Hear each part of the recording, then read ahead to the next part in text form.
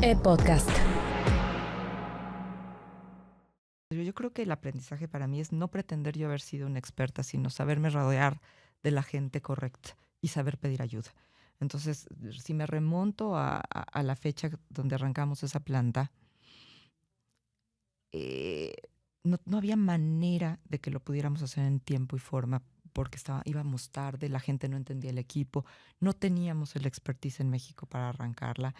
Y lo que sí hice, no nada más quedarme hasta la medianoche ahí, era pedir ayuda. Y pedir ayuda mucha. Y no, no me diera pena pedirla y que me llenara de gente que sí sabía metida en la planta. Entonces, a quien le aprendí fue a esa gente. Entonces, yo creo que ahí fue mi primer cambio de ser experta en algo, porque venía de ser experta funcional a ser gerente general. Decir, ahora sí no tengo que ser la experta. Claro. Pero tengo que saber hacer las preguntas. Sí empieza con tener una visión en común. Sin lugar a dudas, todos tenemos que estar remando en la misma dirección. Entonces, sí empieza con tener muy claro cuál es esa visión en común y cuáles son los sís y cuáles son los nos para lograr esa misión. De manera tal que todo mundo tenga muy claro qué es lo que se tiene que lograr. Que no es menor el tener una claridad. Y que sea una claridad institucional y no una claridad funcional. No es menor. Porque también tienes que alinearte que entonces, una vez que tienes una visión englobada, entender cómo cada función aporta al objetivo global. Entonces, lograr esa alineación requiere mucho trabajo en equipo para que todo el mundo se sienta parte, pero que al mismo tiempo todo el mundo sepa cómo va a contribuir. Eso es a nivel macro. Después sí tienes que llegar personalmente a entender cuáles son las cosas que necesita una función para ser exitosa y cómo los motivas. Sí, fíjate que nos pasó algo súper cómico cuando yo estaba en ese negocio. México es un país de más perros que de gatos. Rusia es un país de más gatos y que de perros. Wow. Pero la tendencia de las mascotas y el cariño a las mascotas es casi idéntico. Entonces, la que era la directora de marketing de Rusia, que es muy amiga mía, teníamos el objetivo de por lo menos una vez al año, nuestros respectivos equipos íbamos a Rusia una semana y ellos venían a México una semana. Entonces, todo lo que yo hacía para Pedigrí en México, ella se lo llevaba copy-paste. Pero para gatos. No, de perros. De perros. Y todo lo que ella hacía de gatos, claro. yo copy-paste me lo traía a México. A veces los comerciales los teníamos que cambiar un poquito porque allá los filmaban en nieve, ¿no? Y acá, pues sí. no. Pero todos los insights, toda la innovación, todas las prioridades de marca eran idénticas entre Rusia y México. Porque otra vez, la tenencia de perros y la tenencia de gatos pues, tiene que ver todo con los valores familiares. Sí es una cuestión de educación y sí es una gran preocupación, Rodrigo, el hecho de que no haya control en otras aguas que hay en el mercado y nosotros desde nuestra trinchera poco podemos hacer más allá de cada vez que hablamos con el consumidor reforzar que vean que sea el sello correcto. Cambiamos las tapas los sellos que le ponemos a las tapas, sobre todo los garrafones, cada 4 semanas. A veces cada 3, para evitar piratería, por supuesto, Exacto. porque Sí, si okay. tenemos un diseño, Exacto. Lo pueden replicar fácilmente, pero siempre estarle reforzando al consumidor de que se asegure que está tomando algo que es inocuo. Bienvenidos al Rodcast, conociendo personalidades de alto impacto que comparten historias de éxito con Rodrigo Pacheco. Bienvenidos al Rodcast. En esta ocasión, pues estoy muy contento porque es una entrevista que desde hace mucho tiempo estaba buscando y no había sido fácil las agendas porque Silvia, pues es una mujer realmente muy ocupada. Me refiero a Silvia Dávila, ella es la presidenta y CEO de Danone para México y Latinoamérica. Silvia, gracias por estar aquí. Rob, muchas gracias por el espacio, súper contenta de estar contigo. Yo también muy contento y sobre todo, bueno, pues porque tienes una gran trayectoria, pero y un montón de responsabilidades que te dan mucha visibilidad. Además, debo decir que formas parte del Consejo de Administración Global de FedEx, que Correcto. Es un asunto que siempre que te escucho, pues obviamente tu responsabilidad es mucho Danone, pero eres una mujer pues muy inspiradora y muy destacada. Pero quiero empezar por hablar más allá de las compañías que ahora lo hacemos y de tu trayectoria profesional, Pero, ¿qué te llevó? Y voy a empezar con una pregunta quizás un poco extraña, a coleccionar patas. Que eso no mucha gente lo sabe, pero te encantan las patas de hule. Sí. Y digo patas en femenino porque son patas de poder, diríamos así. Sí, tienen que ser femeninos, sí, entonces y tienen que ser poderosas. Fíjate que ¿qué me llevó a coleccionarlas? Hay un hotel Movenpick en Suiza que te ponen en la cama un patito de hule. Y entonces yo tenía que ir a Suiza y entonces me amaba yo llegar a ese hotel y que me pusieran el patito de hule. De repente llego a mi casa y me doy cuenta que ya tenía como 5 o 6 patos de hule, todos igualitos, chiquitos. Y después fui a casa de una amiga y que ella llevaba muchos años más viajando y tenía una colección de puros patitos de hule. Dije, ay, qué cosa más simpática. Sin embargo, dije, ¿cómo lo hago diferente? ¿Cómo lo hago no genérico? Me inspiró eso, pero después realmente llegó y la primera pata que me compré fue la de el arete de perla, del cuadro del arete de perla. Ajá.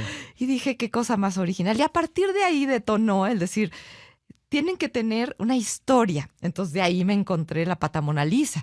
Y después dije, bueno, vamos a pasar a poderosas. Entonces me compré la pata reina Isabel.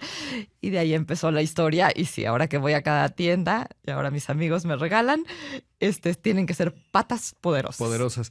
Oye, y eso me lleva a los viajes, porque has estado en muchos países a lo largo de tu carrera.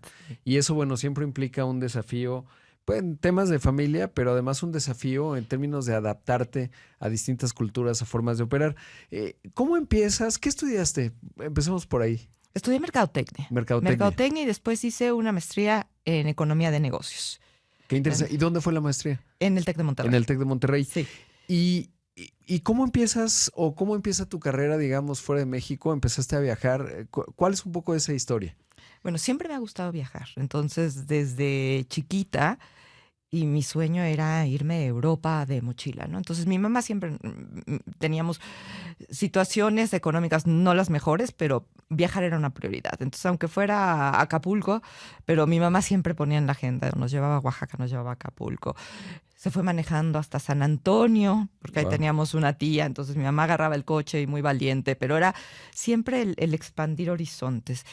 Y después, mi regalo de graduación era irme de mochila a Europa. Entonces ahorré y hice 4 meses de mochila en Europa, con mi mejor amigo, y era como cada país era un descubrimiento.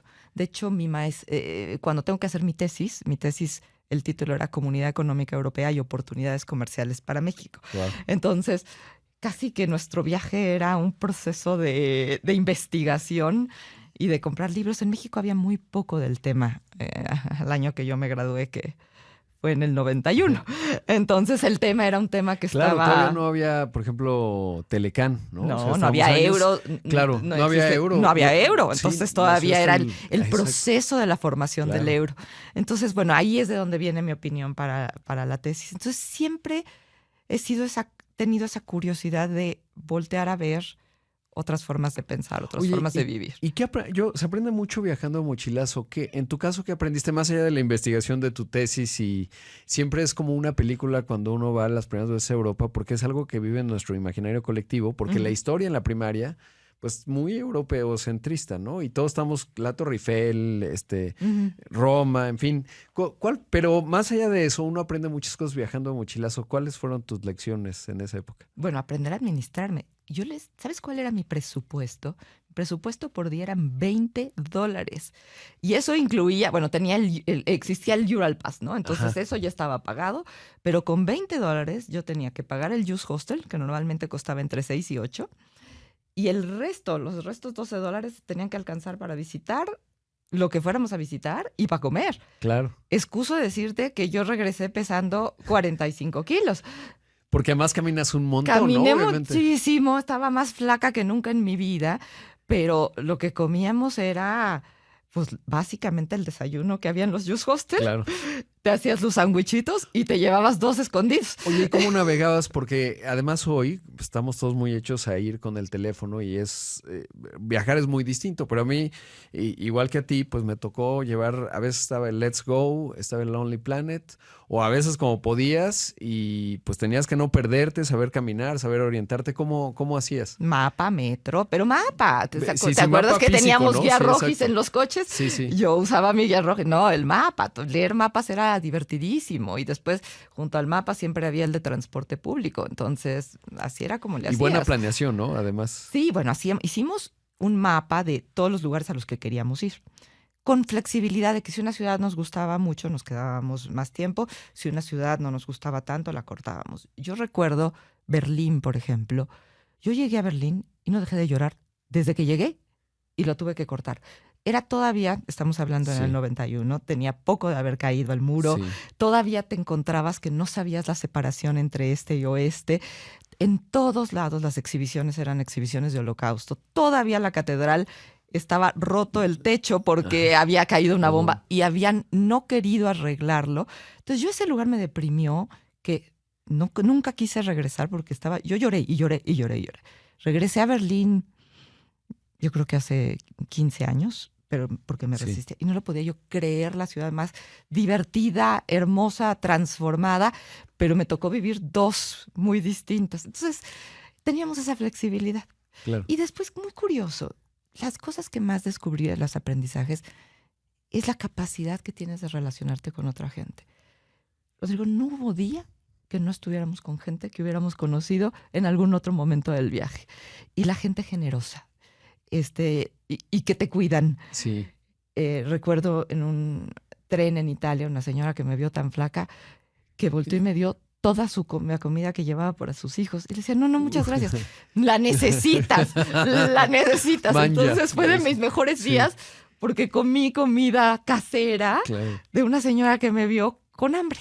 Es increíble, ¿no? Porque además, y es muy italiano además las mamas. Yo llegué a trabajar en alguna época de mi vida.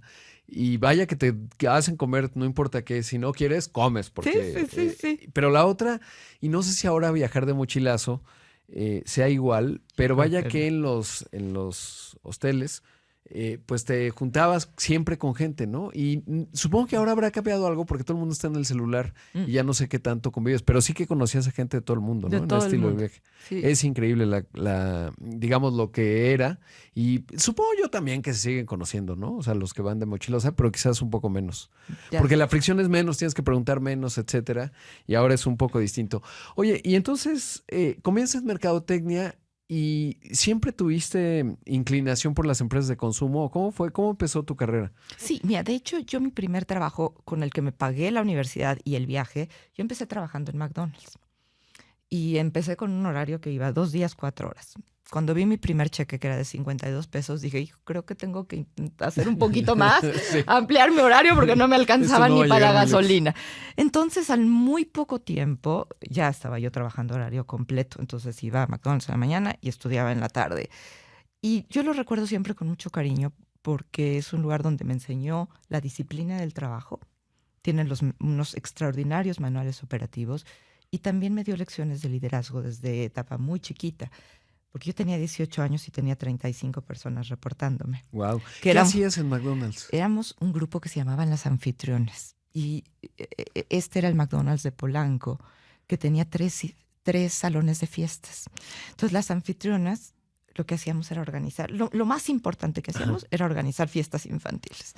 Entonces, éramos 30. Claro, que además hay que decir que, supongo que es esa época, cuando llegó McDonald's a México había fila de 4 horas. Yo me acuerdo el del Pedregal y el de Polanco, que fueron los 2 Exacto. primeros. Y después Satélite. Y después, y era, o sea, uno pasaba en periférico y había una fila larga de personas esperando entrar, porque empezaba la globalización y era la primera vez que en México llegaba ese proceso. Esa fue justo la época en la que a mí me tocó. Entonces después me convertí en entrenadora y después me convertí en como que la gerente de mercadotecnia de la tienda. Así era, el puesto se llamaba Store Activity Representative. Y que una de las 2, ¿no? O sea, era sí, era, bueno, o sea, sí, y aparte nos tocó toda la apertura. Entonces nos empezó a tocar las aperturas de las más tiendas, ¿no? Zona Rosa y entrenar a la gente, Acapulco, Acapulco y entrenar a la gente. Interlomas, que era, bueno, ¿cómo llevabas a los empleados Interlomas? Que no había, Claro, no había nada. Y esa era pues una tienda que servía mucho más a la Universidad de Anáhuac que otra cosa. Sí. Entonces, eso fue un proceso donde desde muy chiquita aprendí liderazgo, pero para mí mi misión estaba muy clara en bienes de consumo. Entonces, saliendo ya de la universidad, me voy de mochila y regresando ya me pongo a buscar un trabajo formal y entro a Procter & Gamble. Que es una gran escuela. Que es una gran escuela. Yo la verdad es que Procter me enseñó realmente a entender en profundidad estrategia y a entender en profundidad construcción de marcas. ¿Cuál dirías tú que es el componente Procter que la hace diferente? Porque obviamente pues has estado en un montón de empresas, cada una, y te conozco y sé que pues todas son buenas experiencias porque todas has aprendido, pero Procter vaya que sí ha marcado, digamos, es el G del tema industrial. Procter es de la mercadotecnia Sí. y los productos de consumo. Es realmente formidable, lo sigue siendo hasta hoy. ¿Qué dirías que es no sé si hay una fórmula, pero qué es lo que tiene que hace que sean buenos en estrategia? ¿Es el organigrama? ¿Es la estructura de carrera? ¿Qué será? Mira, empieza con un gran entendimiento del consumidor. Entonces, esto de ser centrado en el consumidor lo aprendí ahí. El hecho de traducirlo en soluciones técnicas que no sean fácilmente imitables, que tengan una ventaja competitiva, también es algo que aprendí ahí. Utilizábamos mucho la palabra de right to play and right to win. O sea, no nada más importabas entrar a un segmento, sino que tenías que tener la historia que contar que te diera la ventaja competitiva para poder ganar. Y todo eso traducido en comunicación muy clara, y es donde realmente aprendí a hacer toda la parte de brand building, ¿no? De construcción de marcas. Entonces yo creo que esos son los ingredientes que a mí me dio Procter y que sigue siendo el corazón de Procter. Consumidor, mucha tecnología, mucha inversión en innovación y mucha claridad en su comunicación. Claro. ¿Y cuánto tiempo te quedaste en Procter?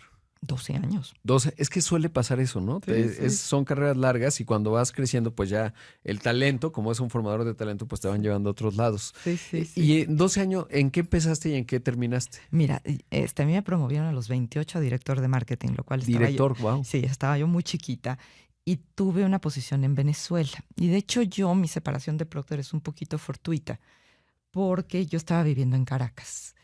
Y la situación en Caracas empezó a ponerse ya había ganado Hugo Chávez. Ya había ganado. En el 98 ganó Hugo Chávez, sí. 98-99. Y yo me mudé en 99, ya estaba Chávez en el poder. Pero en 2002 es un golpe de Estado, es el paro nacional, y en el paro nacional de diciembre de 2002 a todos los expatriados nos piden que regresemos a nuestros países de origen. En principios de 2003 nos dicen que nos regresemos y los que estábamos expatriados que nos fuéramos a Costa Rica. Y yo estaba embarazada de mi primer bebé. Entonces, Iker nace en el 2003 y yo cuando hablo con Procter le digo, yo no puedo tener a mi bebé ni en Venezuela y menos en Costa Rica que no conozco a nadie. Entonces ya me quedo en México, nada más fui a empacar mi casa y ya me separo de ¿Sabes qué coincide? Ignacio Caride, el hoy presidente de Walmart, vivió también en Venezuela y le tocó en ese entonces con la camiseta de Mercado Libre. Y es muy interesante porque creo que esas experiencias te muestran que las cosas pueden cambiar en un país, ¿no? Porque además, yo me acuerdo mucho que Procter, su operación o sus oficinas más importantes, a lo mejor, y ahora corrígeme si me equivoco, pero estaban en Venezuela, en Caracas. Sí, era el headquarters de Latinoamérica. Y era un país, ¿por qué Procter en su momento decidió eso? Pues porque Venezuela era un país abundante, de alto crecimiento, clases medias, interesante, y lo que ha ocurrido. ¿Cuál fue la experiencia de vivir en Venezuela en ese momento? O sea, llegar y ver ese cambio. Pero digo, porque hay errores de cálculo, ¿no? Muchos dirán, no, todo va a estar bien, ya vas a ver que Hugo Chávez ahora se acomoda y tal. Y bueno, hoy conocemos la historia, lamentablemente. Lamentablemente. Mira, yo siempre cuento la historia que el Venezuela que yo llegué no es el Venezuela que yo dejé. Entonces, y en solamente 3 años vi una erosión. Y de repente platicando con mi marido, algún día regresaríamos a Venezuela, me decía, ¿cómo a qué? ¿A saludar a quién? Rodrigo, ninguno de nuestros amigos venezolanos que hicimos en ese momento de nuestra vida siguen en Venezuela. Claro. O sea, todos migraron casi al mismo tiempo que nosotros. De hecho, nos tocó vecinos que cerraron sus departamentos y se fueron al mismo tiempo que nosotros. Ya no supe si regresaron, si no regresaron. Yo vivía en un edificio que estaba lleno de gente de PDVSA y los comentarios eran, ¿tú en qué lista saliste? Porque las liquidaciones de gente eran publicaciones en una lista y tú eres la lista del lunes o eres la lista del viernes, pero no era la duda de si te iban a correr o no. Era la pregunta en qué lista saliste. O, no, yo todavía no he salido, pero ya todo el mundo estaba preparándose para la salida. Entonces, fue una erosión de país muy rápida. ¿Y cómo se vive al interior de una empresa? Porque esto es interesante también visibilizarlo. Un Procter que es tan grande, global, obviamente nació en Cincinnati, una empresa muy global, y uno de repente piensa, pues las empresas globales se va a adaptar. Y particularmente Procter, pues el mundo es con poca fricción y te puedes mover relativamente rápido, ¿no? Y eso es lo que hizo Procter en ese momento. Pero ¿cómo se vive? Porque además, pues había mucho invertido ahí en Venezuela, ¿no? En ese... Mira, era un edificio. Realmente de aparato productivo tenían poco. Había, no recuerdo si 2 o 3 plantas que se quedaron mucho más tiempo, pero lo primero que hicieron fue proteger a la gente. Entonces, empezar a regresar a la gente otra vez a lugares de origen. Panamá se convirtió en un lugar importante, sobre todo para todas las funciones, digamos, el back office. Sí. Estaba ya moviéndose a Panamá y después hicieron un trabajo similar en Costa Rica. Entonces, entre Costa Rica y Panamá empezaron a hacer que la gente fluyera. Realmente el talento venezolano era un montón. La verdad es que me tocó gente súper talentosa, muchos que siguen siendo mis amigos. Y ellos también, todos buscaron su camino. Yo creo que, de hecho, hasta hace muy poco creo que cerraron las oficinas de Venezuela. Estaba platicando con Juliana Acevedo, que fue presidenta de la TAMI, compañera mía de esa época, y hasta hace muy poco se tomó la decisión. Yo creo que lo que fueron haciendo es simplificando la operación venezolana sin nunca cerrarla, porque siguió siendo un mercado importante. Sí, y eso que mencionas del talento, bueno, aquí en este podcast han pasado varios, ¿no? Jesús Carmona, Mariate, varios, porque son realmente muy talentosos. Quizás ahí estaba parte de la decisión en su momento de Procter de estar en Venezuela, porque captabas todo el talento. Y luego quizás Miami ahora ha venido a sustituir también, pues digamos, América Latina siempre puede ser... No diría convulso porque parece exagerado, pero sí de muchos cambios. Sí, Miami es un punto fijo en donde hay muchas empresas que desde ahí están operando. A veces en otras es Brasil. Bueno, estás de regreso en México con tu primer bebé, todavía embarazada, y ¿qué pasa? Porque no es sencillo. Bueno, te regresas y ya tenías una trayectoria importante. ¿Cómo fue? ¿A dónde fuiste? Bueno, quise tomarme un año sabático, entonces dije, es el momento. Pero me duró como 3 meses antes de empezar a dar clases. Entonces, me convertí en profesor de estrategia de mercadotecnia para el TEC de Monterrey. Qué bien. Sí, soy una orgullosa Ciudad de México. Soy una orgullosa EGADE y me acaban de dar el premio EGADE, lo cual agradezco mucho. Pero también me gusta la academia. Entonces, empezar a dar clases es algo que disfruté mucho. Es para otra época de mi vida. Sí. Es algo que regresaré, porque si vas a vivir de eso está difícil. Sí, está complejo. Pero bueno, cuando lo haces con gusto está lindo. Y estando trabajando en el TEC fue cuando dije, ya quiero regresar al mundo laboral, y empiezo a trabajar con Mars. Y Mars para mí en ese momento, ellos están en Querétaro. Entonces mi prioridad en ese momento era ser mamá de tiempo completo y ser empleado, profesionista de tiempo completo, y sentí que Querétaro me lo permitía más que la Ciudad de México. Y entonces ese era como uno de los atractivos grandes.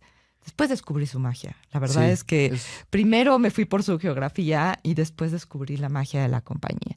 Y también estuve 12 años con Mars. Y ahí es interesante porque Mars contrastado con Procter. Procter es una empresa global, muy transparente, y Mars es una empresa muy competente, muy competitiva, pero es de una familia, ¿no? Y es otra historia, digamos.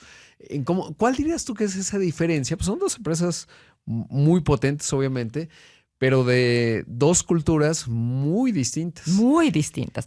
Ahora, yo traía toda la capacidad estratégica y la estructura de Procter, pero también un poquito el lastre de que es lenta. O sea, te cuesta mucho trabajo el mover, decías, es un elefante blanco. Entonces, todo eso que traía me servía muy bien en Mars, porque en Mars pues tienen marcas súper poderosas. O sea, en México, Pedigree, Whiskas, y todo el mundo conoce Snickers de M&M's. Entonces son marcas globales, fuertes, fuertes, fuertes, pero con mucha agilidad local. Ajá. Entonces ahí era donde, de hecho, sí es un negocio familiar, muy poco centralizado. Realmente esperan que los países sean dueños de su P&L y les dan así, la máxima prioridad es cuida mis marcas y cuida mis principios. Tiene 5 principios de operar que tiene que ver con sus valores. Entonces, siempre y cuando estés actuando en función de los principios de la familia, tienes mucha libertad de acción. Ese fue en el momento en que yo entré.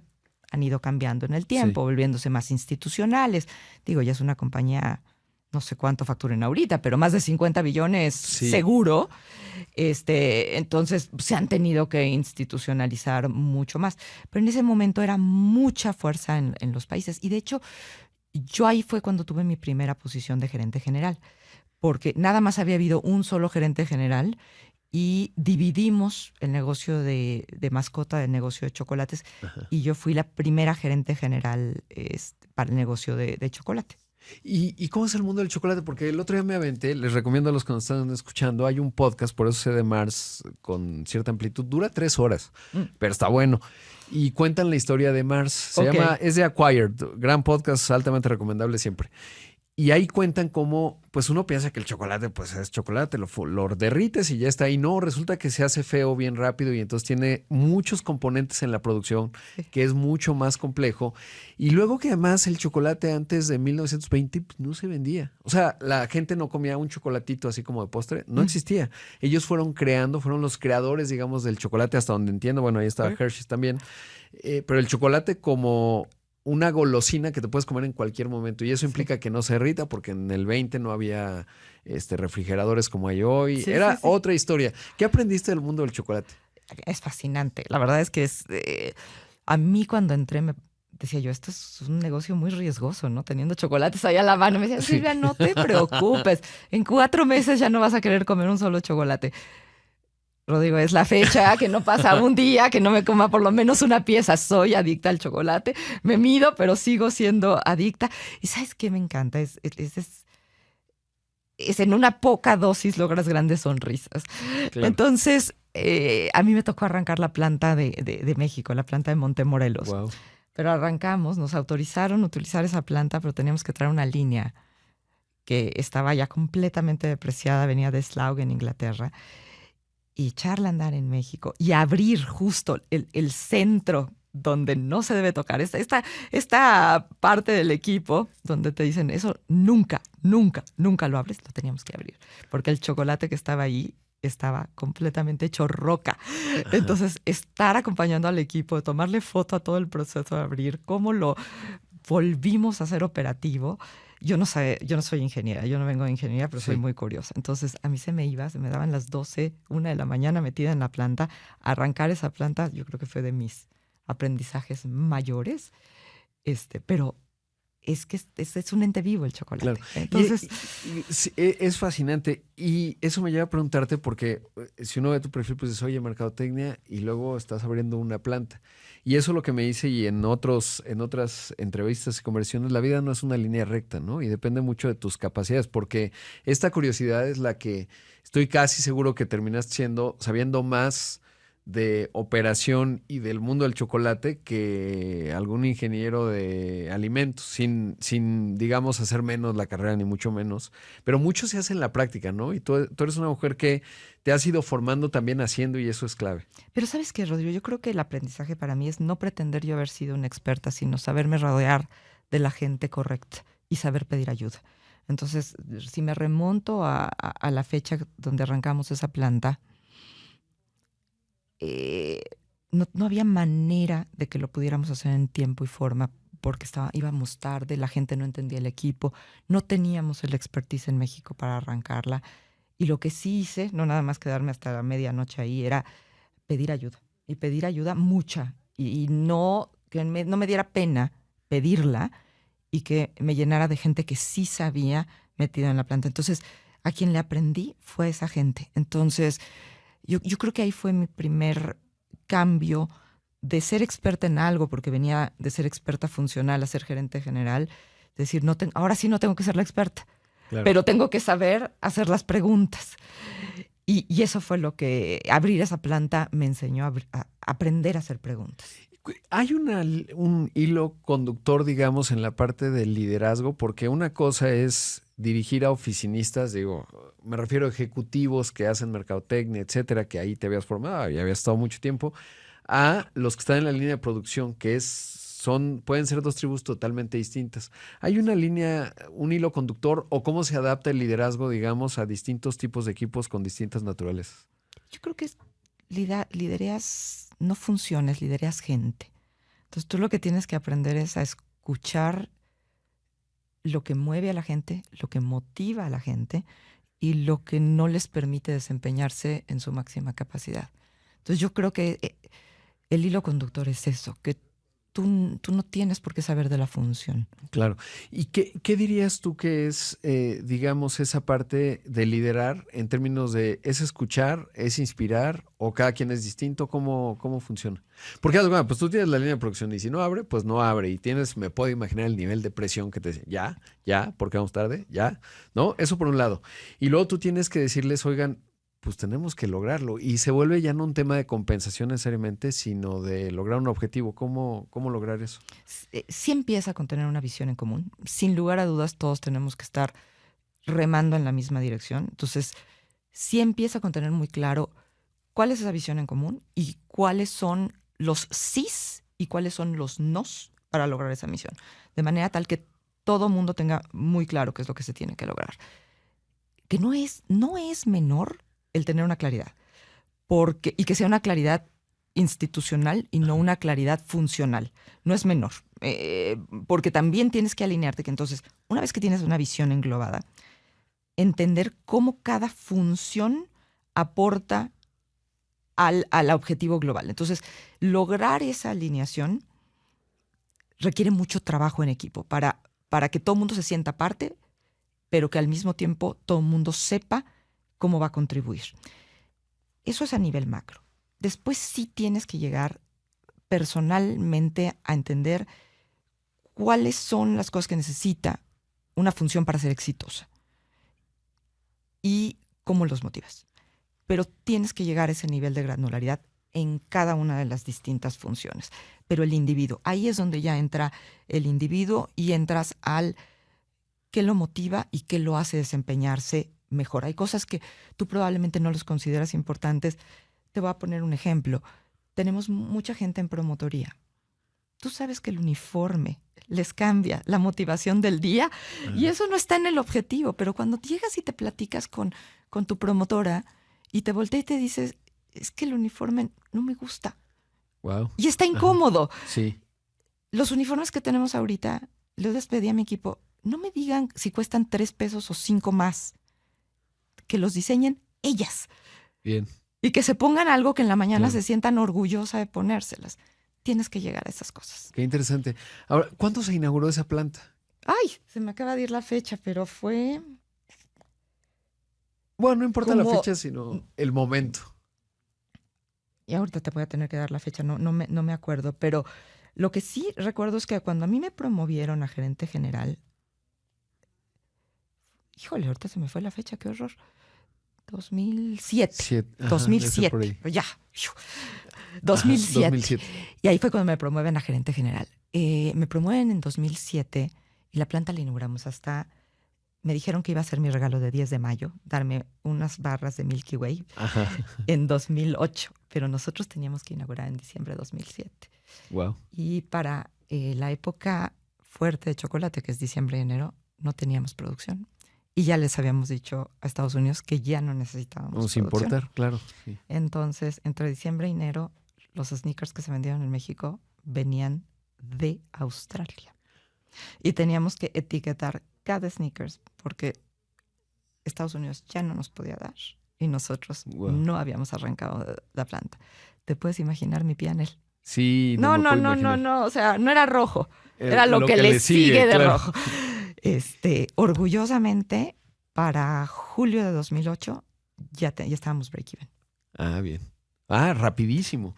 Oye, y Rapidísimo. eso me lleva a la otra parte, la parte familiar, porque pues tenías hijos chicos y te quedabas en la planta hasta la 1 y me puedo imaginar que además inaugurada para llegar al break-even o al punto de equilibrio, mucho trabajo. Mucho Antes trabajo. y después, ¿cómo era y cómo lograste? Porque creo que puede ser una inspiración para muchas mujeres jóvenes que van empezando y que si uno observa hoy, yo creo que hay una problemática profunda y es una discusión que tú siempre tienes y discusión me refiero a una reflexión en términos de cómo lograr, digamos, pues que no sea tan difícil a veces, Mm, porque pues lo vimos en la pandemia, obviamente el mayor índice de desempleo, desocupación, pues fue de las mujeres, porque normalmente son las que se encargan del tema del hogar, etcétera. mm. Y eso, bueno, pues es un reto. ¿Cómo fue en tu caso?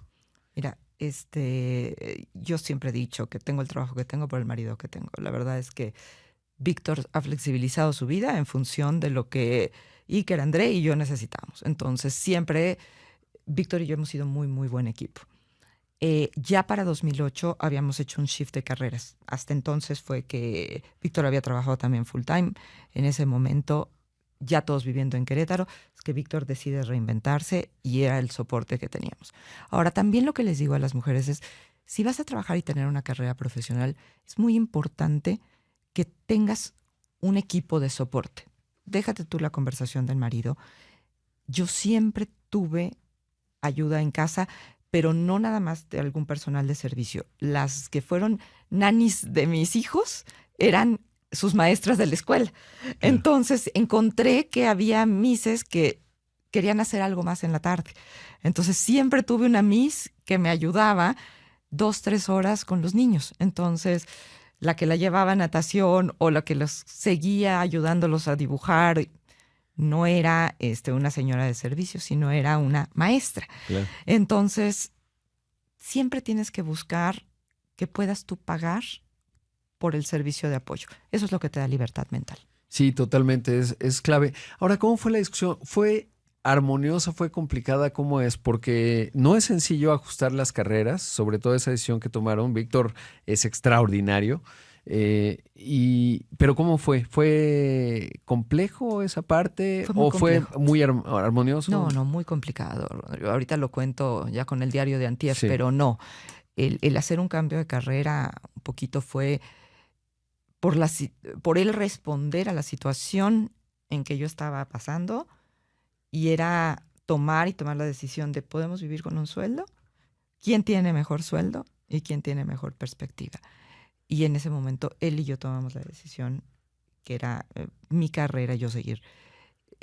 Muy difícil y nos costó muchos años y mucho trabajo de pareja para estar cómodos con esa situación y para que él se pudiera reinventar las muchas veces que se ha tenido que reinventar, pero no es una conversación ¿y hay algún fácil. consejo que le darías a alguien que atraviesa esa coyuntura? Hay varias mujeres, yo conozco, varias han estado aquí también, en donde esa es la estructura, pero no está sencillo. Hoy, año 2025, No, no está sencillo y yo creo que no es una decisión que se tiene que tomar de por vida. Yo creo que es una decisión, es algo que se tiene que recontratar cada año. Y yo diría, no más de cada año. Es decir, ¿seguimos con esta decisión o la volvemos a estructurar? O la volvemos a generar claro, y cambio. vas revisando, ¿no? Y la Esto, vas revisando. Yo creo que el error es darlo como una decisión de vida cuando puede ser una decisión de coyuntura. Mi recomendación siempre va a ser esa, es generar el espacio de revisitarla cada año. Yo no lo hice, aclaro. Y los primeros 5 años, porque ya navegábamos como sí. si era así. Si ahorita lo digo en retrospectiva, es una decisión que Víctor y yo debimos haber revisado más de una vez. Claro, y no es sencillo, ¿no? Porque además en una carrera como la tuya, pues vas avanzando muy rápido y de verdad el tiempo se va. O sea, tu ritmo, cuando pasó un año ya hiciste 18 cosas, avanzó tal, y no es sencillo detenerte, volver a revisar, porque además puede resultar incómodo, ¿no? O sea, Es incómodo. uno quiere evitar el conflicto. Si de por sí vas lidiando con el P&L, etcétera, un montón de cosas complejas que tiene estar en una posición de liderazgo, luego dices, pues yo no quiero ir a liderar mi casa con esas cosas, ¿no? Y entonces lo puedes evadir y el problema no, solo se hace grande, ¿no? Solo se hace grande, solo se hace Claro. grande. Vivir en México también es todavía menos común. Entonces es muy difícil para los hombres cuando hay cambio de carrera. Cuando nos fuimos a vivir a Europa es muy normal. Claro. Es muy normal. Entonces, para Víctor reinventarse en Europa era mucho más fácil que en México. ¿Y cómo se fueron a Europa? O sea, ¿estabas en Mars? ¿Fue con Mars? Fue con Mars. Yo era ya director general del negocio de Petcare y también era la responsable de la marca Pedigree a nivel global. Entonces, como que en ese momento, Rodrigo, ya al tener una responsabilidad global, regresando a tu primera pregunta de si me gustan otras culturas, ahí fue cuando me di cuenta que no quería tener un tatuaje que decía hecha en Latinoamérica nada más, ¿no? Ajá. Entonces dije, no, este es mi momento para realmente explorar cómo vive un Pedigree en Australia, cómo vive en Inglaterra, cuáles son las prioridades para... Eso ya lo estaba viviendo. Entonces tomé un rol global, era Chief Marketing Officer, y ahora sí, sentada desde Bruselas, me tocaba ver... Entré al segmento de food, que en ese momento era el segmento más chico de Mars, pero tenía negocios enormes en geografías donde los hábitos de consumo son completamente distintos a los nuestros. Entonces, esto me llevó a meterme a casitas en la India, chabolas de 2 por 2 metros para desarrollar nuevos productos pensando en el consumidor de la India, en Sudáfrica, en Australia, donde hay una marca gigantesca. Todos los condimentos de Australia son básicamente esta marca de Mars. Y cuando te metes a la cocina literal, es cuando entiendes otras culturas. Claro. Y bueno, me quiero regresar un poco porque ¿qué se puede saber del mundo de las mascotas? Pues es un mundo maravilloso, ahí no tengo mucha idea de nada, pero es obvio que las mascotas se han convertido más, y tiene que ver con los dos temas. Las tasas de fertilidad han bajado, en entornos urbanos pues, quieres no estar solo, la mascota para una familia, para una pareja que decide no tener hijos o para una persona que decide vivir sola o solo. Pues la mascota es fundamental y ha ido creciendo en el tiempo. Pero ¿qué sabemos del mundo de las mascotas desde la óptica de negocio y qué aprendiste cuando te tocó liderar? Ay, es fascinante. Entras al mundo de los perrijos y los gatijos y ahora ya hay otras especies. Sí, hurones. Sí, fíjate que nos pasó algo súper cómico cuando yo estaba en ese negocio. México es un país de más perros que de gatos. Rusia es un país de más gatos y que de perros. Wow. Pero la tenencia de las mascotas y el cariño a las mascotas es casi idéntico. Entonces, la que era la directora de marketing de Rusia, que es muy amiga mía, teníamos el objetivo de por lo menos una vez al año, nuestros respectivos equipos íbamos a Rusia una semana y ellos venían a México una semana. Entonces, todo lo que yo hacía para Pedigree en México, ella se lo llevaba copy-paste. Pero para gatos. No, de perros. ¿De perros? Y todo lo que ella hacía de gatos, claro. yo copy-paste me lo traía a México. A veces los comerciales los teníamos que cambiar un poquito porque allá los filmaban en nieve, ¿no? Y acá, pues sí. no. Pero todos los insights, toda la innovación, todas las prioridades de marca eran idénticas entre Rusia y México. Porque otra vez, la tenencia de perros y la tenencia de gatos pues, tiene que ver todo con los valores familiares. O sea, es realmente una evolución donde en México hace 50 años los perros vivían en la azotea y jugaban un rol de cuidado, a estar metidos ahora en tu cama, claro. ¿No? Y entonces sí. La comida se convierte en el menor de tus preocupaciones, porque ahora te preocupa su salud y su limpieza y muchísimas otras cosas, ¿no? Sus seguros de vida, sus seguros de gastos médicos. Sí, sí.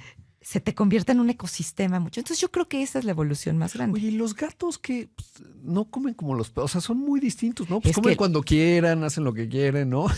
Dicen por ahí que tener un perro es como tener un hijo chiquito y tener un gato es como tener un adolescente.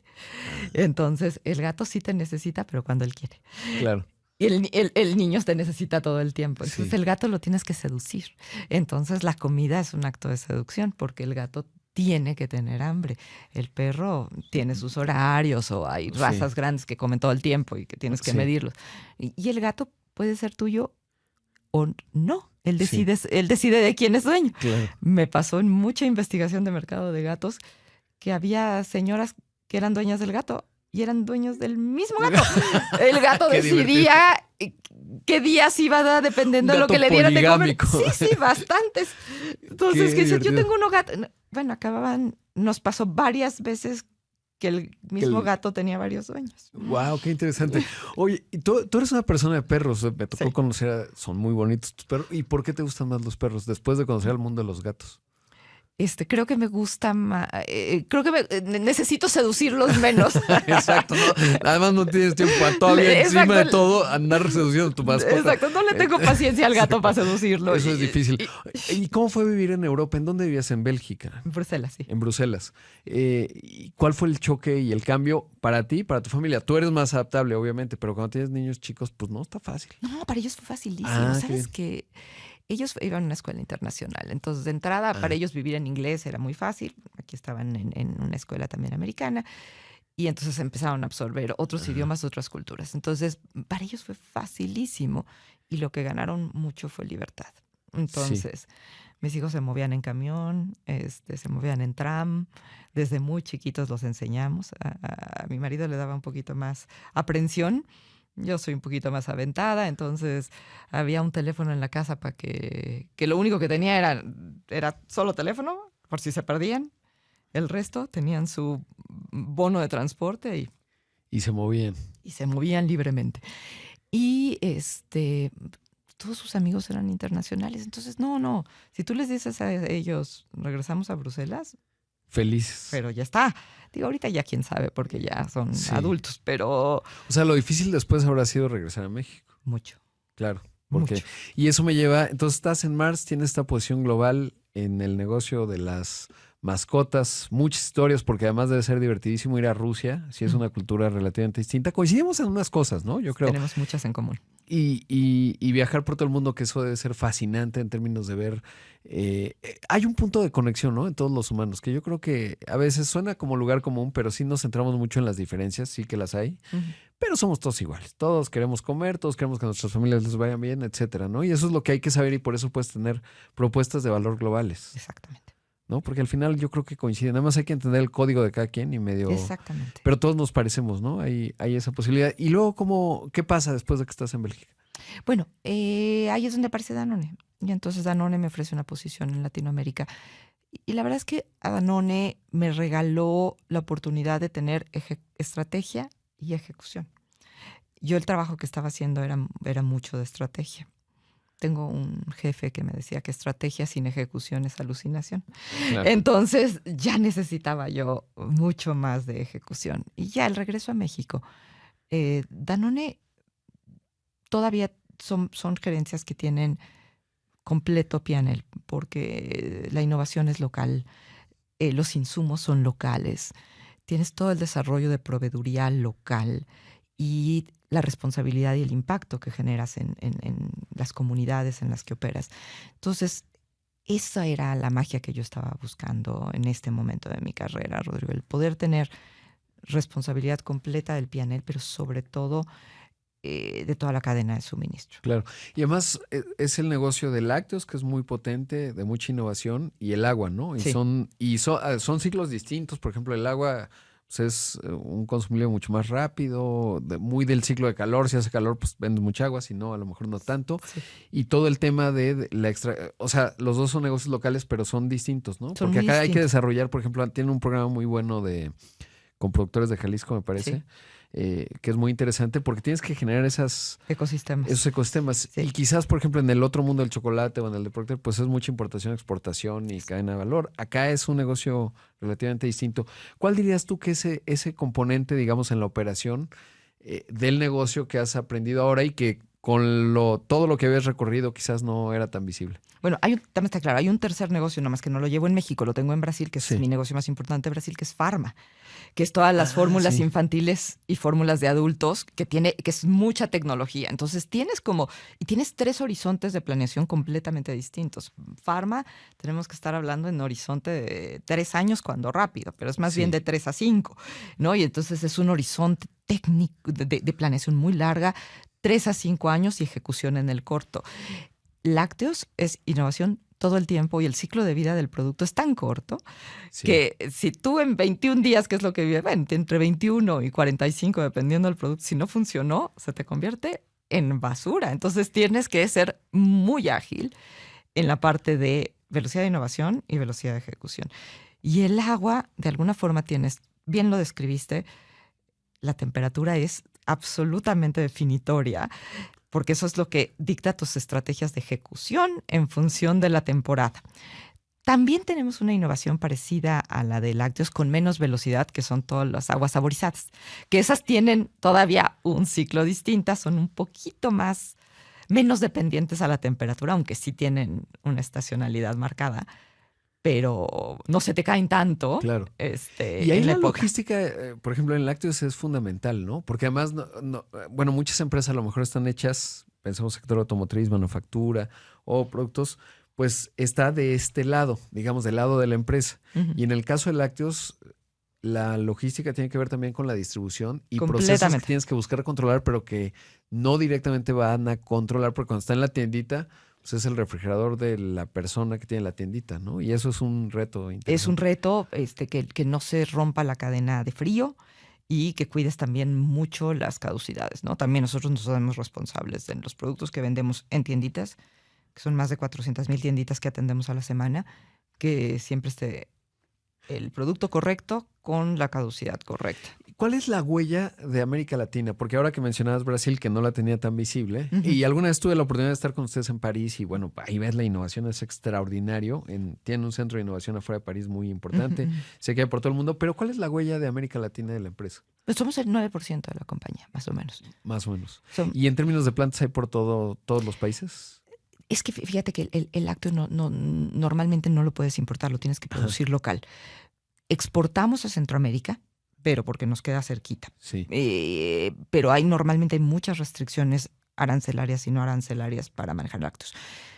Tienes que tener mucha cercanía con el mercado. Claro. Y también, y en el caso del agua, los márgenes son tan chiquitos que no puedes manejarla mucho. Sí. Entonces, en México, que tenemos el negocio de garrafones, pues tenemos que tener muchísimas plantas, 27 plantas de garrafones, porque tienes que estar en gran cercanía del mercado. Si tú le manejas a un garrafón más de 100 kilómetros, empiezas a perder dinero. Y en el caso del agua es un negocio, una parte pues es esta, ¿no? La logística, la producción local, la distribución, pero luego esa parte es un commodity, porque una botella de agua puede ser indistinguible de otra.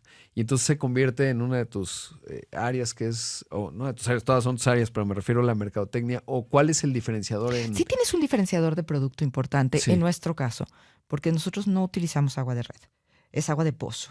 Ajá. Entonces, tenemos que asegurarnos que, bueno, obviamente... ¿Cuál es la diferencia nada más para los que no saben? La de pozo es, hay un yacimiento de agua, lo sacas y ese es el agua. Exacto. Y la de red es de todo el sistema, por ejemplo, Cutzamala. Es del sistema y le tienes que meter químicos o ósmosis para limpiarla. En esta no le metes químicos, lo que le metes es nada más igualas que tengas las mismas cantidades de minerales. Pero los minerales y electrolitos que vienen en el agua son los que vienen de subsuelo. Entonces, por ejemplo, si es el agua de ligera, hablamos de que es el agua que realmente te rehidrata, porque no nada más te da agua, sino que te rehidrata todos tus minerales y electrolitos, que es Claro. lo que tu cuerpo necesita. Entonces, dependiendo de dónde sea el pozo y la calidad del pozo, es la mineralización o desmineralización que le tenemos que hacer. Entonces, sí tiene un sabor diferente a las aguas que están tratadas con ósmosis. Y en lo que han encontrado, ¿la gente tiene el paladar para distinguir el sabor del No agua? en todos lados, no en todos Sí. lados. Sabemos algunos que sí estamos Sí, muy educados a la... No, pero sí tenemos índices de preferencia importantes. Sí. Pero no en todos lados, también hay que ser honestos. Y entonces se vuelve un tema, ¿cómo tiene uno éxito en el negocio del agua? Porque además hay que decirlo, y es un reto para México, pues hay piratas, ¿no? Del agua. O sea, Mucho. aparece ahí una compañía de garrafones, quién sabe qué calidad tenga. Es delicado porque ahí vienen muchas enfermedades infecciosas. Que Es luego- muy delicado, Sí. es algo que no lo han querido controlar. Y desafortunadamente un agua no bien tratada puede traer, no es Problema. inocua, Sí. no es inocua. ¿Y es un tema de mercadotecnia? O sea, de que la confianza en la marca o cuál es... Yo creo que siempre hablamos del beneficio del agua, hablamos de prefiero agua simple, realmente hacemos mucho trabajo también en las escuelas. Hicimos una prueba con 3,000 escuelas que la vamos a escalar a 30,000 para educar a los niños a que prefieran el agua simple. El cuerpo necesita 2 litros al día y la verdad es que tomamos 2 litros, pero de muchas otras cosas. Sí.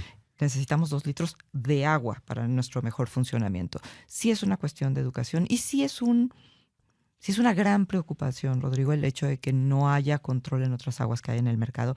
Y nosotros desde nuestra trinchera poco podemos hacer, más allá de cada vez que hablamos con el consumidor, reforzar que vean que sea el sello correcto. Cambiamos las tapas los sellos que le ponemos a las tapas, sobre todo los garrafones, cada 4 semanas. A veces cada 3, para evitar piratería, por supuesto, Exacto. porque Sí, si ok. tenemos un diseño, Exacto. lo pueden replicar fácilmente, pero siempre estarle reforzando al consumidor de que se asegure que está tomando algo que es inocuo. Y en la parte de lácteos, ¿cómo es México y América Latina? Porque obviamente pues el consumo de lácteo promedio es relativamente bajo para el PIB per cápita que tenemos, ¿no? Es correcto. Y entonces ahí siempre hay una oportunidad de crecimiento. ¿A qué se debe y ahí cómo es la naturaleza del negocio? Bueno, el PIB per cápita de yogurt es bastante bajito, ¿no? Estamos como a una 1/8 parte de lo que consumen en Francia, ¿no? Más o menos. Ahora, cada vez está tomando más espacios, más en snacking que en el reemplazo del desayuno, en la lonchera. De hecho, tenemos de los pocos productos que no tienen sellos lácteos que diseñado para niños, que pueden entrar a la lonchera. Entonces, y que se aguanta además la cadena de frío, porque ahí la lonchera te aguanta las horas, no 2 días, pero para el día que se lo van a llevar no tienen ningún problema, pero sí es de las opciones saludables que existen empacadas, ahora que tenemos la nueva legislación, que pueden entrar a la lonchera. Entonces, esas son las ocasiones. El desayuno caminero, hay mucho bebible en México. ¿Y es de jóvenes? O sea, ¿de niños o de quién consume más yogurt? No, todos consumimos. El consumo de casa es de tamaños grandes, es mucho menos para el total del mercado. Casi todo el yogurt es un consumo individual, porque te lo tomas o otra vez acaba siendo el desayuno caminero. Sí. O el snack caminero. Allí es en donde estás sentado. El sentarte a tomar un yogurt existe en casa. Y pero por poco. ejemplo, en Francia, y además tú lo viviste, ¿cómo es cómo consumen que no consumimos acá? O sea, ¿por qué consumen? Es decir, es el desayuno sentado en tu casa. Sí, es el desayuno ¿y le echan sentado granola en y tu fruta? casa y le echas granola, fruta o te lo comes del bote grande y te lo pasas a un platito, o bebible también grande y lo tomas en un vaso, pero es el reemplazo de muchas opciones de desayuno. Ahora, acá en México el paladar es muy dulce, o sea, es de muchos contrastes. Y entonces supongo que el natural, que a veces yo he visto, bueno, lo voy a decir, hay algunos que engañan, o sea, que dicen es natural y tú revisas, los que nos preocupamos cuánto comemos y no es natural y nada más es un engaño, ¿no? Pero bueno, dicho lo anterior, lo tenía que decir porque no, es frustrante porque luego hay gente que a lo mejor no es tan visible. Somos un país que tenemos primeros lugares en obesidad y de repente tú crees que te estás comiendo un yogurt de cierto tipo, pensemos griego, lo que sea, y resulta que no. Y si no tienes la cultura de ir a revisar, pues te están engañando y eso no está bien. Solo quiero decir eso. Pero regresando al tema, entonces consumimos más de sabores, o sea, si vemos la mezcla. Completamente, no, sabores es el destino. Nosotros sí hemos crecido mucho en natural, que, ojo, a tu punto le tenemos que poner natural sin azúcar. Sin azúcar, sí. Para que la gente esté muy clara, porque hay naturales con azúcar. Entonces, para que no haya duda. Dices, este natural me gusta. Sí, pues está lleno de azúcar. Está lleno de azúcar. Entonces, sí le ponemos a nuestro producto natural sin azúcar, para que la gente esté muy clara de lo que se está llevando. Ha crecido. No es una parte significativa de nuestro portafolio, para nada. Es una partición que tenemos que tener, porque existe gente que sí está reemplazando otras opciones de crema, por ejemplo. En parte salada se utiliza el yogurt, pero es que el consumo de casa de kilos es poco. La tendencia siempre es hacia sabor. Nos gustan y nos gusta dulce. Sí, claro. Y nos gusta dulce y también nos gusta edulcorado, pero... ¿Y cuál es la estrategia para hacer que crezca, digamos? O sea, que ese PIB per cápita de yogurt pueda subir. Entrar en más ocasiones. O sea, realmente asegurarnos que estemos en más ocasiones de consumo con más beneficios. Entonces, la innovación es una innovación de ocasiones y es una innovación de cada vez ser más relevantes. Por ejemplo, ahorita acabamos de lanzar Oikos Proteína. Tenemos uno de 18 y otro de 12 gramos, que es realmente un reemplazo importante del desayuno. Sí. Lo que primero que tiene que recibir tu cuerpo es proteína. Sí. cómo lo hacemos de una forma deliciosa y conveniente.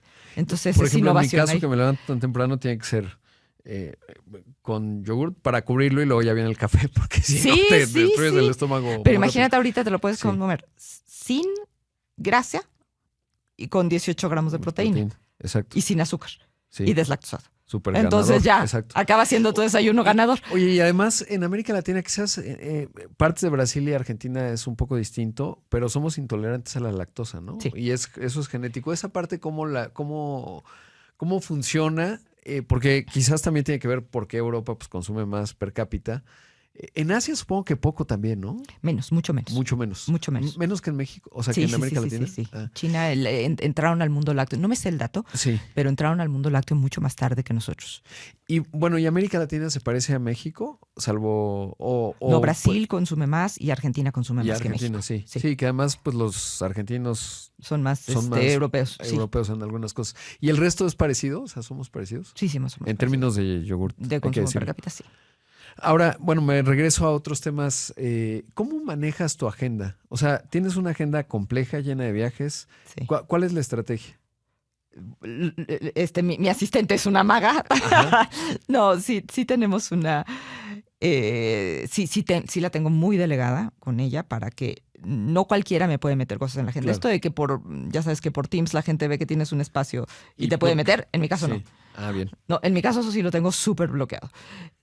Todo es a través de Lorena. ¿Y cómo priorizas? Porque cuando tienes, por ejemplo, tienes una reunión de mercadotecnia o estrategia, digamos, comercial, pero luego tienes la parte de operación. ¿Cómo funciona todo ese mundo? Mira, fíjate que es importante que nosotros tenemos. Empiezo por mis calendarios globales. Entonces, yo soy miembro del comité ejecutivo. Entonces, esos son los primeros temas que entran a mi agenda. Después tenemos el ciclo de negocio está muy establecido. En qué reunión pasa, qué día. Después, siempre para mi equipo estoy disponible siempre los lunes de 3 a 6 de la tarde, que vemos todo lo que tenemos de pendientes de operativos y lo que tenemos de cómo va la semana y toda la parte operativa. Y tenemos las reuniones de mi equipo que son una vez al mes, 2 días. Eso es lo que setea el ritmo de la agenda. El resto, mi prioridad es primero gente. Entonces, los temas que tengo en one-on-one y los que tengo en recurrencia de no necesariamente los operativos, pero sí, por ejemplo, el equipo de calidad, me reúno con ellos una vez al mes y nos vamos profundo. El equipo de seguridad a nivel Latinoamérica, entonces te pongo ejemplos. Entonces, esos son los que van seteando el ritmo. Claro. Ahora, me quiero ir a la parte de FedEx. ¿Cómo llegas a ser miembro del consejo? Cambio de tema. Es que voy volando porque Sí. hay que aprovechar el tiempo. Pero, ¿cómo llegaste? ¿Cómo fue? Fíjate que yo ya estaba en consejos. Afortunadamente, he estado apoyando a la gente de Fibra Monterrey. Estuve también en el consejo de GNC, con BEFRA. Entonces, el trabajo de consejos, tomé curso para estar en consejos, tomé un curso en Harvard, un entrenamiento posterior. Entonces, como que era algo. Y también soy vicepresidenta del International Women Forum. Bueno, ya acabó ese puesto, sigo con el comité educativo. Siempre he tenido esta otra parte que sí creo que los consejos también me hacen mejor profesionista porque me amplían la perspectiva. Y de repente en ese me hablan de FedEx porque llegó a través de un headhunter y hablé directamente con Fred Smith. Ajá. El presidente y director general de FedEx Global. Ya no es el director general, cambió, ahora ¿verdad? nada más es el chairman. Ellos hicieron cambio de CEO hace 3 años. Sí. Pero Fred es el founder. Y entonces Fred, siendo founder y chairman, siempre está viendo expansión de hacia dónde va a ir el resto de la compañía. Es una compañía fascinante. Y México, pues es muy claro, digo, a pesar de lo que está pasando ahorita, la interconectividad que existe entre México y Estados Unidos. Entonces, él quería a alguien de México. Entonces, realmente cuando empezaron a buscar un reemplazo, tenía que ser alguien de México. Y bueno, así llegué. ¿Y fue un proceso largo? No, rapidísimo. La verdad es de que yo vi un 2 de noviembre, justo porque era un día, Fred voló a Monterrey para conocerme. Y ya a finales de diciembre me aprobaron en el board. Sí, finales de diciembre, y mi primera reunión fue enero 18. ¿Y cómo es un consejo global? Porque aquí han estado también varias mujeres, siempre está el reto, y ahorita platicamos yo creo que es una extraordinaria labor en términos de mentoría, es decir, no estructurada y estructurada, esta capacidad de pues inspirar, lograr, etcétera. Y está sobrediagnosticado en México que no hay tantas mujeres como deberían en posiciones de liderazgo, y ya ni hablemos de consejos. Correcto. Entonces la pregunta es, ¿cómo es un consejo de una empresa de esta naturaleza como FedEx, que además pues los hechos geopolíticos, o sea, por ejemplo, el tema de Estados Unidos-China, pues tiene un impacto inmediato. Y México, pues es el principal socio comercial de los Estados Unidos, por eso tiene cierto sentido, digamos, cómo eliminas fragilidades, cómo gestionas todo este tema geopolítico, cómo es un consejo de FedEx y, digamos, cómo se da, porque es una empresa global, pública y muy inmensa. rápida. Sí. Mira, la verdad es que toda la información que tenemos y todo lo que se afecta al negocio casi que pasa semanas antes de que pasen el resto. Realmente la logística es un diagnóstico muy importante, tanto de crecimiento como de decremento. Entonces, lo que está pasando dentro del board, lo que estamos viendo, son las cosas que están afectando a la economía a nivel global. Puedes ver el futuro un poco, ¿no? Puedes ver un poquito el futuro, ¿no? Cuando había crisis de Canal de Suez, o ahorita que están bajando terriblemente las tarifas, ¿no? De los contenedores de China a México, y que a uno de mis consejos les ayuda muchísimo eso nosotros ya lo veíamos ver desde hace 5 semanas, ¿no? Que llegaron a $12,000, a $12,000, y ahorita están en 3,000 y todavía bajando más. Estas cosas lo ves y estás viendo cómo se están moviendo las dinámicas, ¿no? Todo el cambio de todas las exportaciones. Se estaban mandando 60 aviones al día de China por productos de Shein. Ajá. Eso ya cambió. Sí. Entonces, tienes todo este contexto global que está pasando todo el tiempo.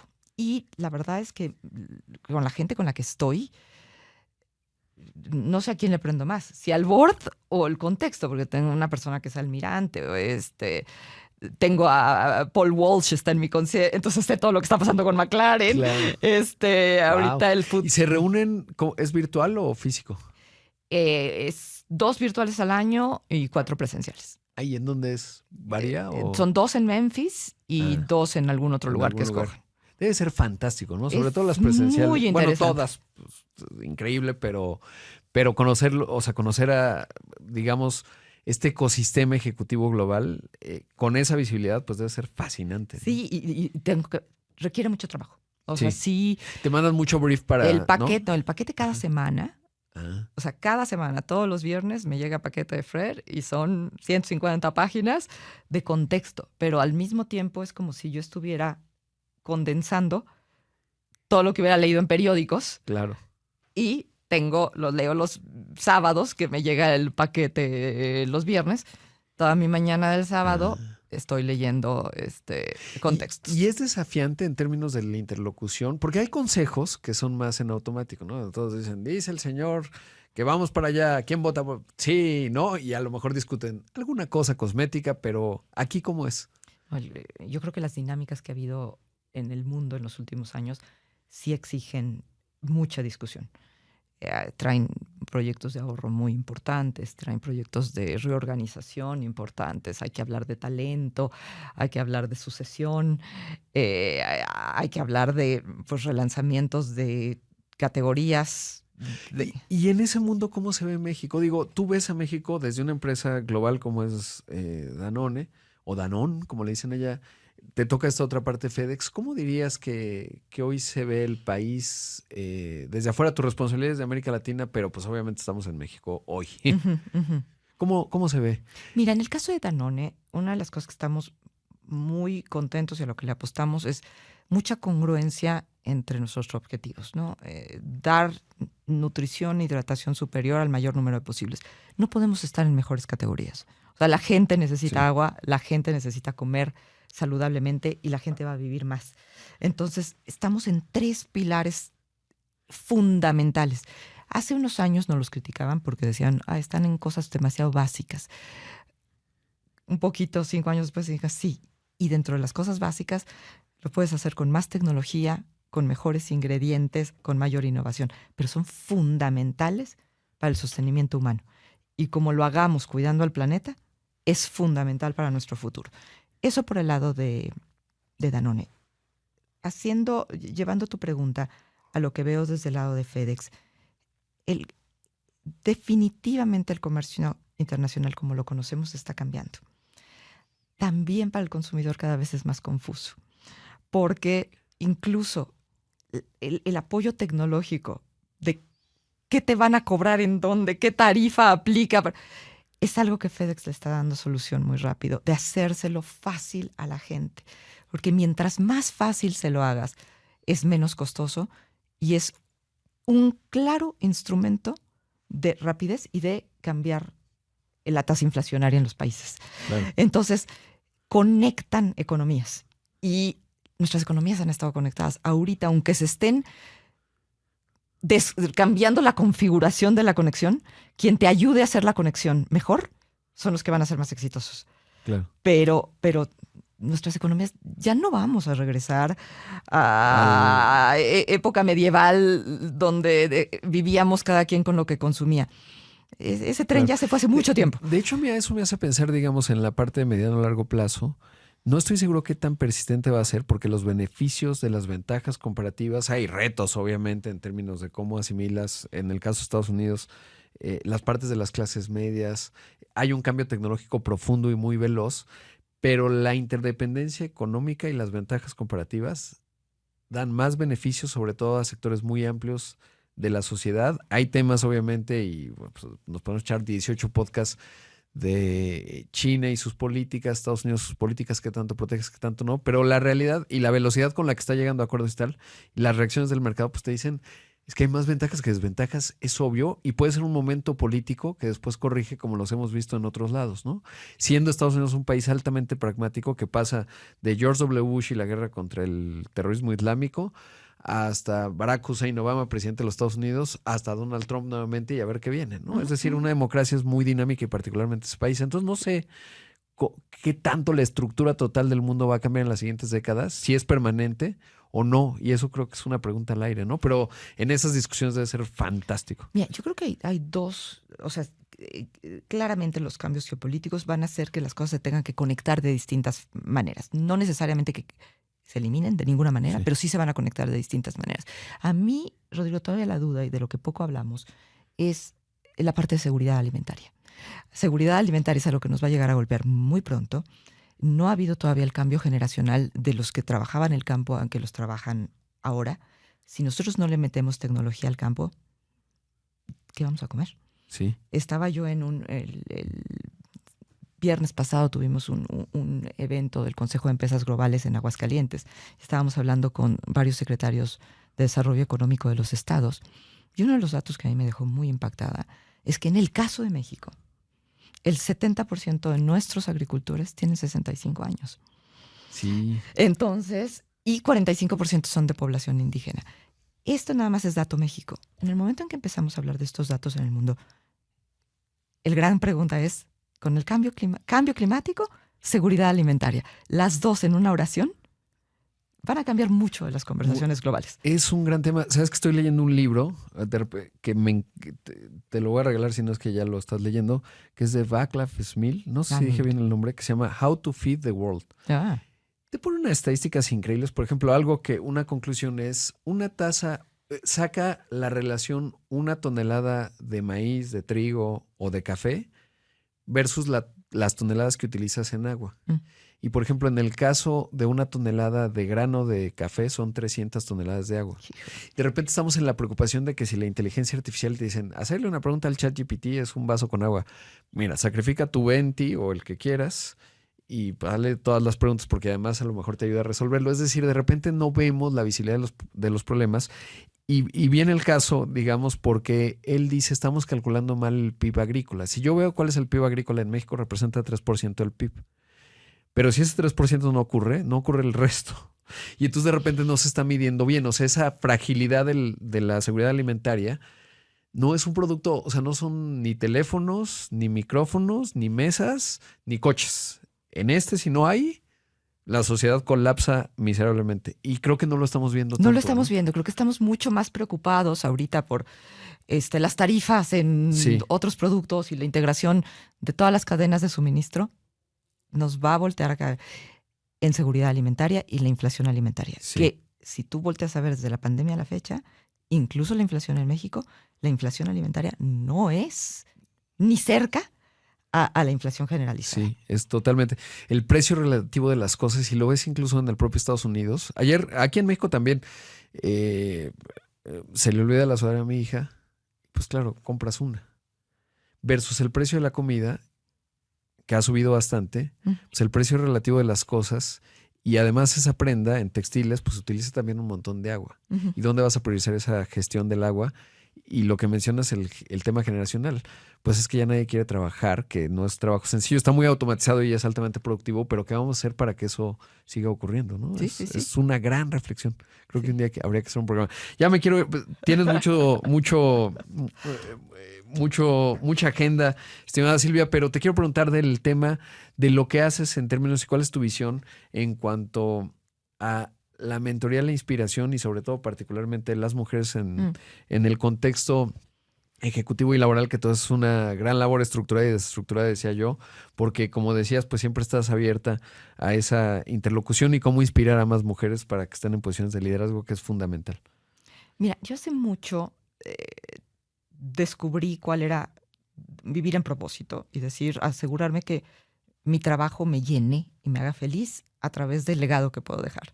Entonces, sí tengo que estar trabajando en algún lugar en donde el propósito sea muy claro y mi contribución al propósito lo sea. Eso me lleva a cuál es mi propósito personal y es alrededor de generar las condiciones para que la gente pueda ser exitosa. Y tengo un sesgo femenino, sí. Cada vez mi sesgo femenino no es que sea menor, sino al conocer las necesidades de las mujeres, genero las condiciones para que más hombres sean exitosos. Entonces, nada más que los hombres hablan poco de lo que necesitan porque están más acostumbrados y tienen más modelos que seguir. Las mujeres tenemos menos. Entonces, cuando tú diseñas en función para que una mujer sea exitosa, muchos más lo son. Claro, entonces, sí tengo un sesgo femenino. Y viene de...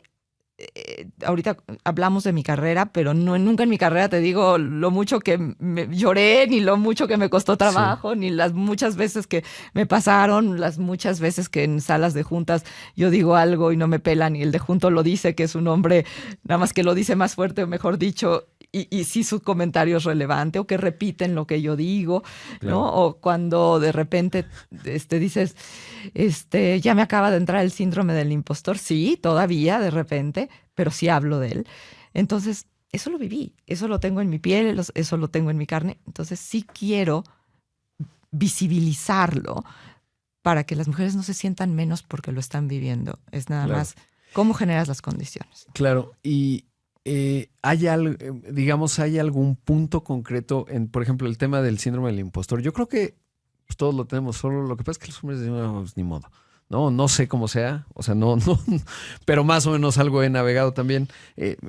Tengo una mujer exitosa a mi lado y entonces puedo ver y tenemos muchas discusiones al respecto, pero ¿hay algo concreto que le podrías decir a una mujer que está en esta etapa? Creo que una etapa, el arranque, cuando todos arrancamos, salimos de la universidad, pues ahí no está tan complicado. Sí, siempre es más complicado para una mujer que un hombre, sigue siendo. Uno no pensaría que hay una diferencia en salarios, pero la sigue habiendo. Sí. Pero me parece que la parte más central, y más bien me gustaría escuchar si es correcto lo que estoy diciendo, es cuando empieza la etapa familiar. Sí. Lo he visto, es en donde más se hacen las brechas y es ahí en donde empiezan realmente ciertas diferencias. Hay algo, no sé si es una sola fórmula, pero algo que pudieras decirle a una mujer que empieza en esa etapa y que se vuelve retador, de mucha resistencia. ¿Cuál sería tu...? Yo creo que, a ver, empieza por la redistribución de las labores domésticas. Ojo, no empieza en la oficina. Empieza y también por el que nosotras nos cargamos responsabilidades que asumimos nuestras. Entonces, yo creo que ahí es el primer paso donde tienes que hacer un cambio muy, muy intencional y en negociarlo en tu casa y en negociarlo en tu pareja de quién se hace responsable de qué y no tú estar subsidiando las cosas que no se hacen. Siéntete incómoda con una cama extendida si le tocaba al otro, pero eso no quiere decir que la hagas. Claro. Siéntete incómoda y ten la conversación, sí, pero no lo hagas, no subsidies. Entonces es asegurar que esta conversación todavía heredamos muchas de este bagaje cultural de la casa es responsabilidad de la mujer, no del hombre, y el hombre es el proveedor. Entonces, siempre digo, ¿quién de los hombres, cuántos litros de leche todavía quedan en tu casa? La gran mayoría no tiene idea de cuántos litros de leche. Mi hijo se fue a vivir a Canadá hace poco, estuvo un semestre allá, y me decía, mamá, es que tomo demasiada leche. Sí, mi vida. Y tengo que comprar cada 3 días porque tomo demasiada leche. Ajá. En su casa no se acababa, ¿no? Como si tuviéramos una vaca en el jardín. Sí. Pero el hecho de tener que ir a comprar, decía yo, qué pobre labor estoy haciendo con mis hijos, que crean que la leche sale del jardín, ¿no? De la vaca que tenemos en el jardín que no tenemos. Pero esa es una conversación para mujeres constante, no asumir la responsabilidad. Y me haces pensar y ya con esto termino, pero me hace suscitar una reflexión, y es qué importante es en la parte en donde las labores domésticas, desde niños, son iguales hombres, mujeres, o sea, se lava la ropa, pasan cosas que no son automáticas y tienes que hacerlas, porque si no, no van a ocurrir. Y eso ya empieza a cambiar también mucho, ¿no? Uh-huh. Hacia adelante. Pero bueno. Ese sería el tema. Sí, si hay un tema, porque ves mujeres bien preparadas, luchonas, y hay mucho trabajo ahí. El trabajo de independencia financiera y de tener muy claro cómo se distribuyen las casas, lo que no se habla. Oye, te voy a hacer una pregunta que no tenía tan... Bueno, nunca tengo ninguna realmente preparada, lo puedes ver, pero cuando tú estabas con Víctor, ¿cómo gestionar los gastos? Por eso es bien importante. Hacíamos presupuesto. Y cada quien gana, tiene su cuenta. Y le aporta al presupuesto. O la junta. Teníamos las cuentas separadas y había un presupuesto que ambos le aportábamos. Exacto. No, la hipoteca y entonces ahí cada quien. Sí. Entonces, bueno, pues pero el presupuesto y la conversación de dinero es una conversación muy importante que las tenemos poco las parejas. Sí, eso es fundamental. ¿Cuál dirías que es el tip para tener esa conversación, tenerla? Hay un libro que yo siempre regalo que se llama Smart Couples Finish Rich. Que el libro no es que sea la maravilla, es que te forza a tener las conversaciones. Bien. Y entrar en la dinámica de tener las conversaciones. Claro, es fundamental. Silvia Dávila, gracias. Como siempre, un gusto conversar contigo. Y te agradezco mucho que hayas hecho un tiempo en tu agenda, que ya sabemos cómo se estructura y que hayas priorizado estar aquí en el Rodcast. Te agradezco muchísimo. Rodrigo, gracias a ti por la invitación. Pues ahí escuchó a Silvia Dávila, la presidenta y CEO de Danone para México y Latinoamérica, consejera de FedEx a escala global. Los esperamos. ¿Dónde te pueden encontrar? Si alguien te quiere escribir en LinkedIn. En LinkedIn. Ahí te buscan Silvia Dávila y vas a salir bien rápido y ahí te encuentran. Pues ahí escríbale a Silvia, escríbame a mí para ver qué le ha parecido este capítulo. Y bueno, pues hasta el siguiente. Muchas gracias. Hasta aquí llegamos con nuestro invitado de impacto y su historia de éxito de esta ocasión. Hasta la próxima. Esta es una producción de Excelsior Podcast. Derechos reservados. México 2025.